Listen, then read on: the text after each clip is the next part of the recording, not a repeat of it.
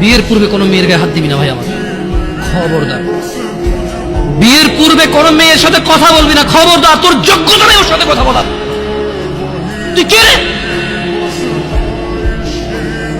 বামন হয়ে চাঁদের দিকে হাত বাড়াবি না। আমার বোনরা চাঁদ। ওয়াল্লাহি যেদিন ইসলামের শাসন আসবে, যেদিন ইমাম মেহেদী আসবে, যেদিন ঈসা আলাইহিস সালাম আবার আসবে, ওনার বোনদের উপর যারা হাত দেবে উনি হাত কেটে ফেলবে। তুই বামন হয়ে চাঁদের দিকে হাত বাড়াইস। আমার বোনরা চাঁদ।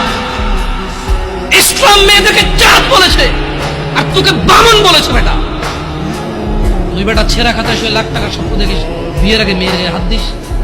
সাহস কত তোর, সাহস কত? তুই জানিস না মুহাম্মদ সাল্লাল্লাহু আলাইহি সাল্লাম বলছে নেক স্ত্রী দুনিয়াতে যা আছে ওর চেয়ে বেশি উত্তম। তুই কি করে ওর গায়ে হাত দিস বিয়ের আগে? তোর সেই যোগ্যতা আছে বল?